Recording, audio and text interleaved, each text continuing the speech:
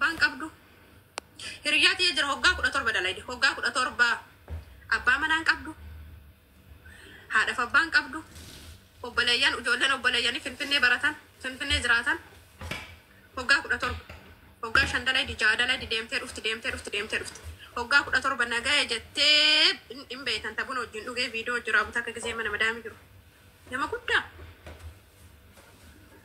اسنتي ما دغا اسين كوتا توربا بياربا رفت كوتا توربا كيسا باتي بياربا رفت ربي سنا جالتو نام نسين جالته كوتا كودان براتا توري كوتا كوداني سانيرا اني تيغراي اسين امارا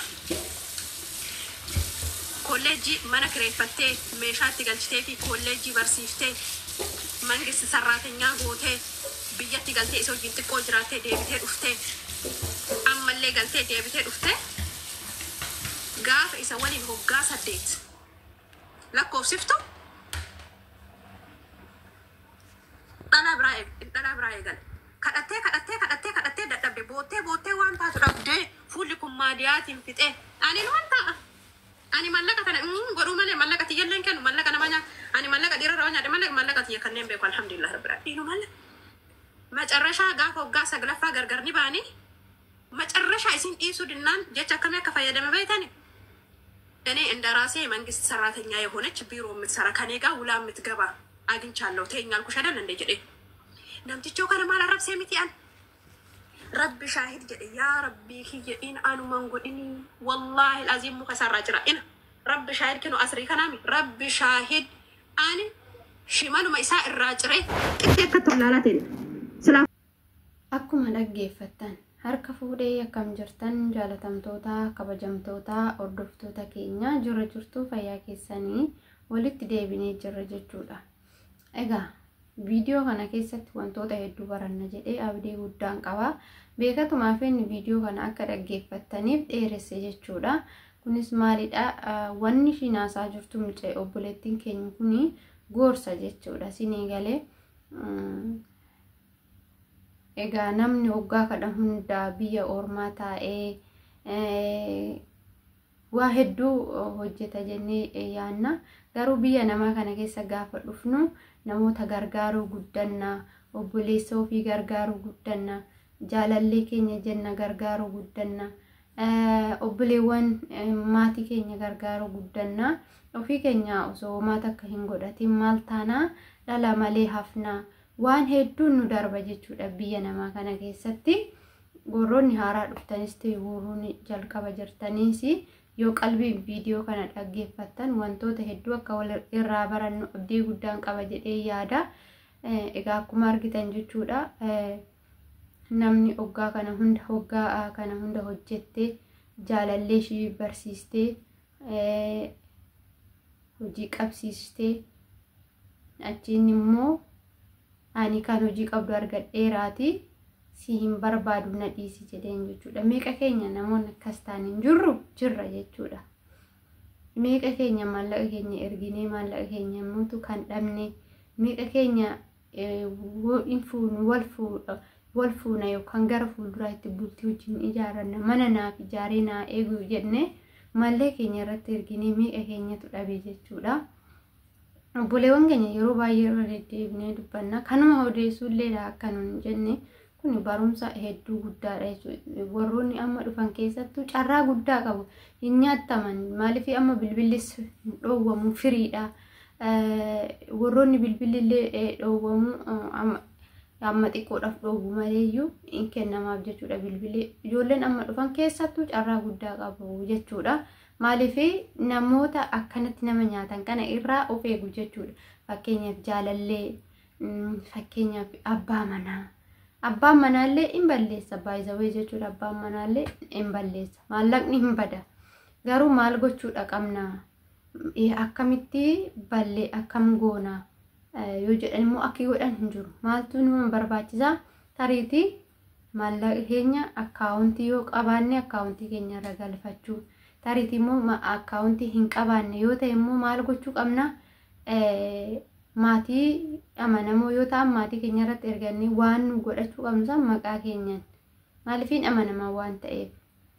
Kana qofaa miti amma mucayyoontu kana jettee mucayyoon tuni waggaa 17 kan waggaa kutaa 7 keessaa baatet jaalallee ishii innis kutaa 10 barataa gaaqii yeroo sanii hanga yuunivarsiitiidhaa bahee eebbifamee hojii mootummaa qabaatutti ishiin asuma teessetti maallaqa isaa ergaatii turte jechuudha.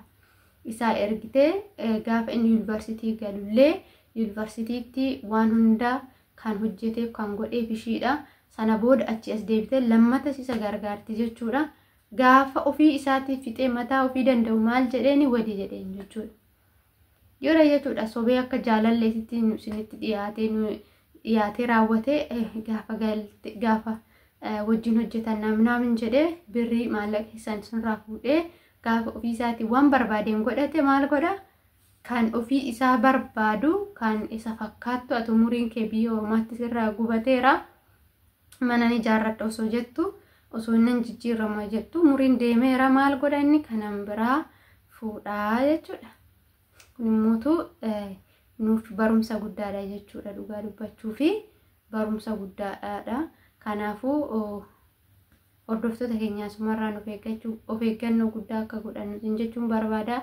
Miidiyaa kanarratti waan dhageenyu haaraa miti garuu immoo maal nu barbaachisaa gaafa jenne itti fayyadamuu qabna jechuudha. Wantoota namni haasaan kana gorsa namoonni dubbatan kana hunda isaatu maal gochuu qabna nuti mataan keenya itti fayyadamuu qabna maallaqa keenya qabachuu qabna jechuudha. Maatirrattis gaafa ergatan maatiin illee tokko jiru jechuudha kan mataa ofii jaalatan. Kan mataa ofii jaalatan kan ilmoo ofiitti hin yaanne mucayyoo takkatu jira.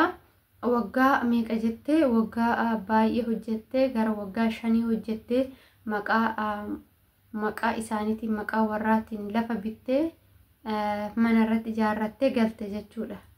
Gaafa galanii waggaa 6 jette waggaa 6 biyya Omaan jedhamu taa'ee biyya Omaan san teessee raawwattee mana waggaa 7 ijaarrattee gaafa galtu manni maqaa abbaatiin jira.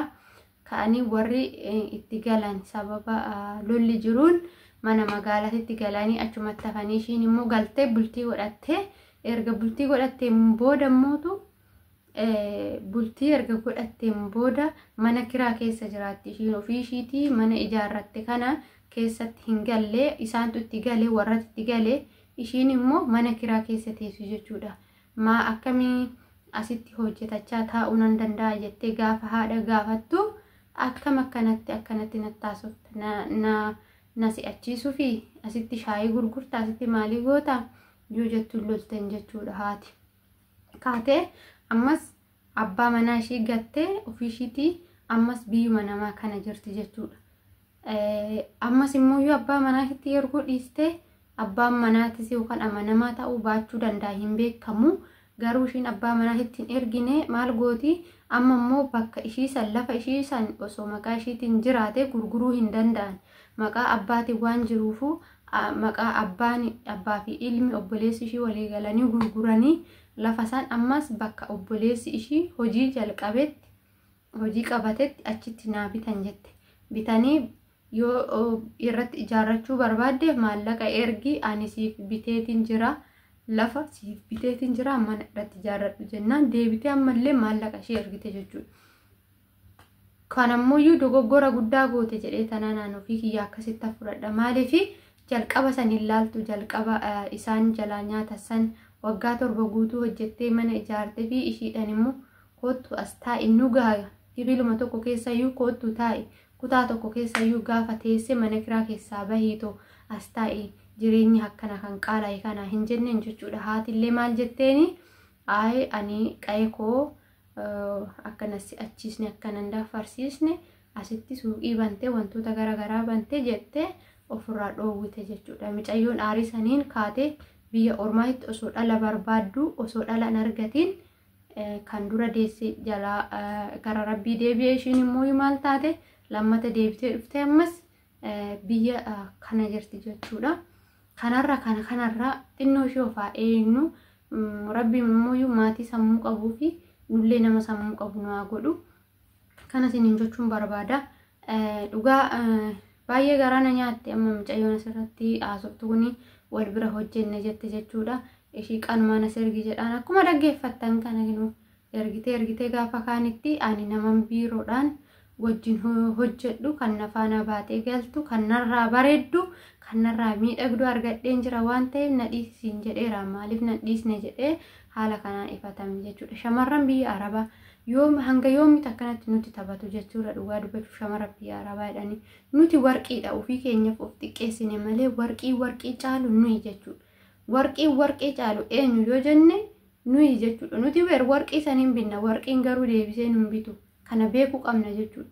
Warqiin nu bita warqiin nu bitu nutu warqii bita malee gaafa hojjenne gaafa maallaqa keenya qabanne sirritti gaafa nama taane nama taanaa jechuudha. Nama ta'uun immoo warqii binna namni warqii bita malee warqiin nama bitu yoomiyyuu warqiin nama bituu hin danda'u. Namatu warqii san bitata malee. Kanaafuu warqii irratti warqii bitachuus ni dandeenya nuti immoo yaada warqii jedhanii warqiitti nu fakkeessan malee nuti warqii caarla jechuudha. Rakkina meeqa dabarsinee dheebuu dandeenye, beela dandeenye, riba dandeenye, wantoota hedduu dandeenye gaafa kana ta'an immoo baay'ee namatti dhagama. Garaa laafna kanatti garaa hin laafina eenyudhumaafuu isiniin jechuun jaalladha. Akkas jedhee yaada akka goositti namni hundi garaa hin jabaatu. Anis akkasuma garaa hin jabaadhu garuu namoota maallaqa kennitaniif kuni nama akkamitti na fuudha jettanii gonkuuma amantanii yookaan gara fuulduraan jireenya wajjin jiraadha jettanii amantanii nama san guutumaan guutuutti maallaqa keessan itti fixachuu osoo hin taane nama gargaaruun akkaataa ittiin nama gargaaran qaba. Namni hiriyaan tee takka gaafa rakkattee rakkoo keessaa bahuu dadhabdee gaafa san eeyyee rabbiyyuu gaafa ishiitti boochuu sana wooti osuma qabdu jalaaziin jette rabbiyyuu immoo namatti gadda jechuudha. Maaliif gaafa rakkatan erga waliin gargaarre maal waliif godhu. Inni immoo biraatu deebisaatoo maatiin keenya gaafa rakkate maatiin keenya nu dhalanii nu fidanii addunyaa kanarratti kanaafuu maatiin keenya maal nurraa barbaadu waan nurraa barbaadan immoo waan isaan rakkatan gargaaru qabnu oduu nu qaban rakkachuu hin qaban. Namoonni firri keenya obboleessi keenya rakkina cimaa keessa gaafa seenee rakkina san keessaa baasuudha qabna hamma nu danda'amin jechuudha. Kanaafuu gaafa akkasiisanii malee jaalalaan maallaqaan jaalala hin bitina. Maallaqni jaalala bituu hin danda'u. Jaalalli kophaatti mataa isaa of danda'aadha. Maallaqnis kophaa isaa mataa isaatti of danda'aadha isiniin jedha. Horaa bulaa deebanaa isiniin jedha. Waan nafaan turtaniif galatoomaayi. Balleessaa yoon qabaadhe immoo dhiifama. Koomintiin keenya immoo yeroo hunda banaa jira.